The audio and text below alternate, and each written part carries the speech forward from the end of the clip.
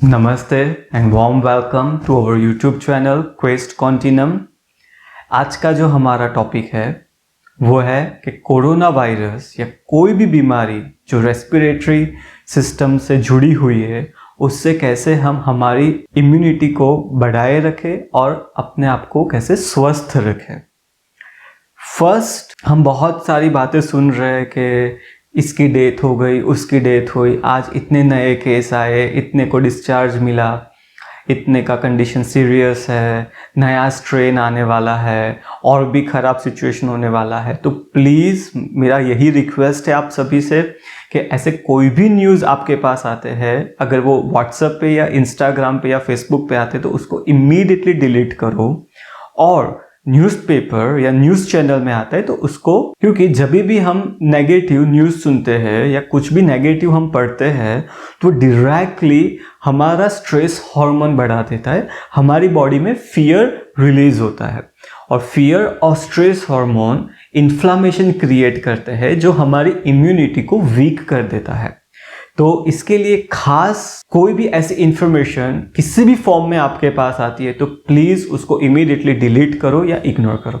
अगर कोई रिलेटिव भी इसके बारे में नेगेटिव बात करके आपको डराने का प्रयत्न कर रहा है डायरेक्टली और इनडायरेक्टली, तो उससे प्लीज़ डिस्टेंस बनाए रखें। We need a social distancing from such people, right? Those who are just creating and sharing the chain of this negative information and the panic informations which create the panic in our life, in our system. दूसरा, जैसे हम हमारे physical body के हर एक part organ को exercise करके strengthen रखते हैं, वैसे ही हमें हमारे फेफड़ों को भी स्ट्रेंथन करना पड़ेगा, तभी जाके उसका इम्यूनिटी बूस्ट होगा और हमें ऐसे वायरसेस या ऐसी बीमारियों से वो बचाएगा। हमने कभी इसके बारे में नहीं सोचा है कि ऐसी कोई एक्सरसाइज भी होती है जो हमारे फेफड़ों को मजबूत करे और उसकी कार्यक्षमता को बढ़ाए। हमने बाइसेप बनाने का सोचा, ट्राइसेप सोचा, थाइज सोचा, एब्स सोचा, पर कभी इसके बारे में नहीं सोचा कि कैसे हम हमारे फेफड़ों को मजबूत करें जिससे कि कभी भी गलती से भी, चाहे ये कोविड हो या कोई और फ्यूचर में वायरसेस आए, तो उसके सामने हमें कैसे वो प्रोटेक्ट करें, कैसे वो फाइट करें। आप देखते होंगे अभी जितने भी लोग मर रहे हैं, जिसकी डेथ हो रही है कोरोना में या सीरियस कंडीशन में चले जाते हैं, तो उनका आपने कॉमन चीज़ देखा होगा ज़्यादातर उसमें कि उनके पेट बड़े हुए, जिसकी वजह से उनके लंग्स पे प्रेशर आता है। दूसरी, उनकी lifestyle habits, wrong habits, alcohol consumption, cigarette consumption, tobacco consumption, बैठे रहने का जीवन, एक ही जगह पर पूरे दिन बैठे रहना, या तो उनको डायबिटीज पहले से होना, या तो फिर एक्सरसाइज नहीं करना, और मेन चीज जो हम सब इग्नोर करते हैं, जिसको हम ज्यादा प्राधान्य नहीं देते, वो है हमारा खुराक, ईटिंग हैबिट्स। क्योंकि हमें ऐसे लगता है कि उसको करेक्ट करने की जरूरत है ही नहीं। आप चाहे जितना जिम कर लो, चाहे आप जितना न्यूट्रिशनल वैल्यू वाला खाना खा लो, या कितनी भी कसरत कर लो या दवाई ले लो, पर जब तक आप अपना ओवरऑल लाइफस्टाइल चेंज नहीं करोगे तब तक ये रिस्क आपके ऊपर रहेगा, आपकी फैमिली के ऊपर रहेगा कि कोई भी ऐसी बीमारी आई तो आप तकलीफ में जाओगे। और हमें जैसे पता है कि आज अभी एक ऐसी सिचुएशन हमारी कंट्री में है जहाँ पर बेड्स अवेलेबल नहीं है, अवेलेबल हो भी है तो जल्दी से मिल नहीं रहे, मेडिकल स्टाफ अवेलेबल नहीं है, डॉक्टर्स उनका बेस्ट दे रहे हैं, पर कहीं ना कहीं वो भी थके हुए हैं अभी, क्योंकि 1.5 साल से वो लोग यही सिचुएशन के अंदर है। They are trying their best कि कैसे हम लोगों को वो प्रोटेक्ट करें।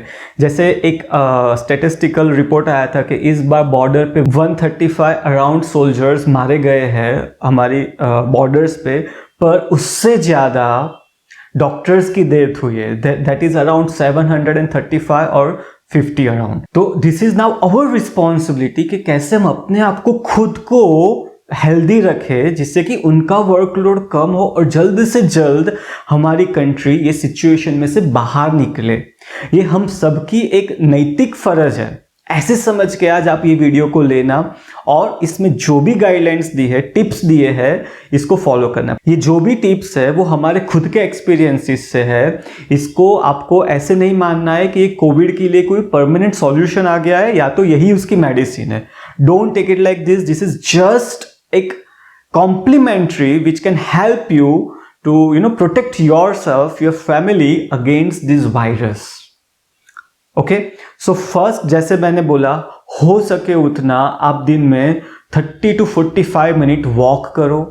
अगर आप जॉगिंग कर सकते हो तो जॉगिंग करो, क्योंकि जब हम वॉकिंग करते हैं, जॉगिंग करते हैं, हमारे हार्ट बीट बढ़ जाते हैं, ब्लड सर्कुलेशन बॉडी में बढ़ जाता है, जिसकी वजह से ज़्यादा ब्लड फिल्टर होकर प्यूरिफाई होता है और टॉक्सिन्स थ्रू हमारे स्वेटिंग बाहर निकलता है।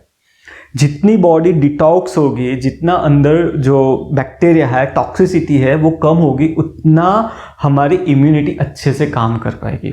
तो हो सके तो आप जॉगिंग करो, वॉकिंग करो, या कोई भी एक्सरसाइज आपकी बॉडी के अनुरूप जो आप कर सकते हो वो करो। Yes, point to be remember कि आपको जल्दबाजी नहीं करना है, एक ही दिन में ज़्यादा एक्सरसाइज नहीं करना है, धीरे धीरे धीरे अपनी कैपेसिटी बढ़ाओ according to your body's capacity. First thing. Second, अपने खाने पीने पे खास ध्यान दीजिए। हो सके उतना घर का खाना, हेल्दी खाना खाइए, और एसिडिक फूड जो होते हैं उसको अवॉइड करें। जैसे कि मैं आपको उदाहरण देता हूँ, तला हुआ, ज़्यादा स्पाइसी, मसालेदार, फर्मेंटाइज किया हुआ, pizza, burger, sandwiches, all such of junk food. Please try to restrain from all these things, all such foods. Third, main point जिसके लिए आज हम लोग यहाँ इकट्ठे हुए हैं, जिसके लिए मैंने वीडियो बनाना सोचा, वो है कैसे ऐसे तो प्राणायाम करें। ऐसे कौन से प्राणायाम है जो हमारे फेफड़ों की क्षमता को बढ़ा देता है। जैसे बाबा रामदेव बोलते हैं कि हमें ईश्वर ने नेचुरल ऑक्सीजन सिलेंडर दिया है, जो ये हमारी लेफ्ट एंड राइट नोस्ट्रल्स है। तो उसका उपयोग करके कैसे हमारे फेफड़ों की क्षमता को बढ़ाए। आज हमें यहाँ पर ये सीखना है, जो मेन टेक्निक है कि कैसे हम हमारे फेफड़ों की एक्सरसाइज करें और उसको कैसे मजबूत बनाए।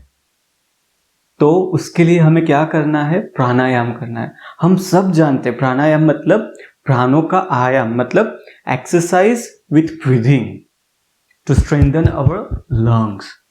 ओके, बट यहाँ पर हम 3 मेन ब्रीदिंग एक्सरसाइज के बारे में, टेक्निक के बारे में बात करेंगे step by step, which is very helpful to maintain the strength of our lungs. Okay, first is alternate nostril breathing, also known as Anulom and Vinulom. How to do this exercise? First, wash your hands carefully. There should be no any dust on your fingertips, because अगर यहाँ पर कुछ भी bacteria है तो वो हमारी nostril में जा सकता है। तो wash your hand carefully. Second, do some stretching before doing pranayama, क्योंकि कई बार हमारा कोई नोस्ट्रल ब्लॉक हो सकता है, और ब्लॉक नोस्ट्रल में आपने प्राणायाम किया तो वो बॉडी में कंजेशन दे सकता है। Point number 3, face east, and all pranayam exercises, breathing exercises, you should sit in the Vajrasana mudra or Padmasana mudra or semi Padmasana. Then relax your spine, but it should be a straight, not bend. If it will be a band, what will happen? The area which is band and curved, there will be energy congestion. Remember point number 1, the flow of energy should be smooth. Yeah. Then close your eyes, connect your tip of the tongue to the upper roof of your palate, smile, and just recall happy moments of your life and breathe fresh air. For these exercises, please remember one thing: you should be in the open space, not the closed door room. Yeah? And if possible, तो people के पेड़ के नीचे बैठ के सुबह 4 से 5 बजे के टाइम में ये एक्सरसाइज कीजिए, क्योंकि उस टाइम पे nascent oxygen which is 100% pure oxygen मिलता है। जो अगर आपने उस टाइम पे वो एक्सरसाइज कर लिया जो अभी हम डिस्कस करने वाले हैं, तो ऐसा समझ लो पूरे दिन you will be a surcharge of energy. जो आप लोगों को कई बार फील होता है कि जैसे जैसे दिन बढ़ता है, शाम होने आती है, वैसे वैसे हम थकान फील करते हैं, ड्रेन फील करते हैं, कुछ काम करके हमें बैठने की इच्छा होती है, मेंटली जल्दी स्ट्रेस आउट हो जाते हैं, एजिटेट होते हैं, एंग्जियस हो जाते हैं, छोटी छोटी बात पे चिल्लम चिल्ली करने लगते हैं। क्यों ऐसा होता है? क्योंकि धीरे धीरे हमारी एनर्जी जो बॉडी की है वो कम होती रहती है। तो अगर आपने सुबह 4 से 5 के टाइम के बीच में पीपल के पेड़ के नीचे अगर आपने एक्सरसाइज किया, it will give you pure oxygen. So कैसे करना है? पहले आपको पूरा श्वास जो अंदर पड़ा है उसको बाहर निकाल देना, ऐसे पेट अंदर खींचना है और लेफ्ट हैंड की फर्स्ट फिंगर को ऐसे लेके दबा देना है, लेफ्ट नोस्ट्रल क्लोज कर देना है और राइट नोस्ट्रल से 6 काउंट इनहेल करना है स्लोली। और जब आप श्वास लो तब आपका पेट बाहर आना चाहिए। फिर 3 काउंट ऐसे होल्ड करना है और वापिस 6 काउंट आपके ब्रीथ को धीरे धीरे धीरे बाहर निकालना है and again 3 count hold. Again क्या करना है? लेफ्ट नोस्ट्रल से ही श्वास लेना है 6 काउंट, 3 काउंट होल्ड और राइट नोस्ट्रल से श्वास बाहर निकालना है और 3 काउंट होल्ड। ये हुई एक साइकिल। ऐसी आपको 10 से 12 साइकिल करनी है। ओके। सेकेंड, आपको क्या करना है? चीगुंग एक्सरसाइज करनी है, जिसको हम कई बार बोलते हैं rapid turtle breathing exercise. So second is turtle breathing exercise. पर यहां पर जैसे हमने पहले बोला, टर्टल है वो स्लो डीप ब्रीदिंग करता है, पर यहां पे हमें रैपिड टर्टल ब्रीदिंग करना है।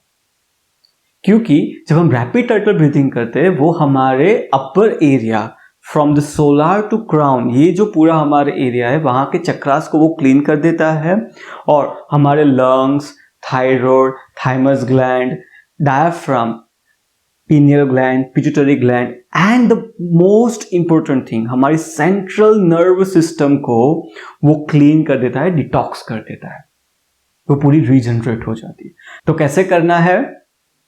Seat straight like this and पहले चीन जो है वो चेस्ट पे टच करनी है और श्वास लेते हुए पीछे ले जानी है। देन मुंह से श्वास बाहर। जब आप श्वास लोगे तब पीछे ले जाना है, नाक से श्वास लेना है। जब आप श्वास बाहर निकालोगे आपको मुंह से श्वास बाहर निकालना है। But remember, when you are exhale, your tongue must be connected to the upper roof of your palate. Do this 20 to 30 times like this.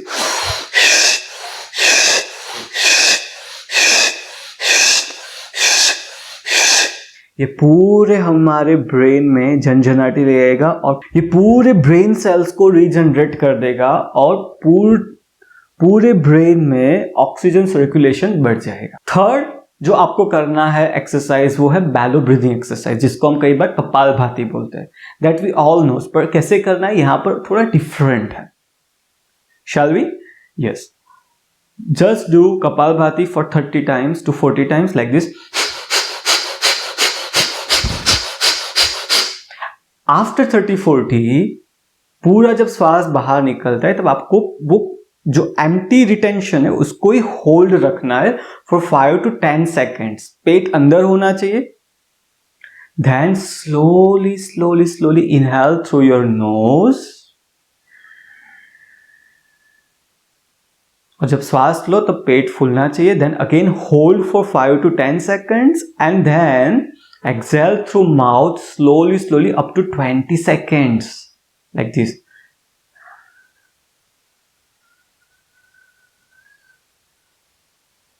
ये क्या करेगा? आप हमारी जो पैरासिम्पेटिक नर्वस सिस्टम है उसको एक्टिव कर देगा।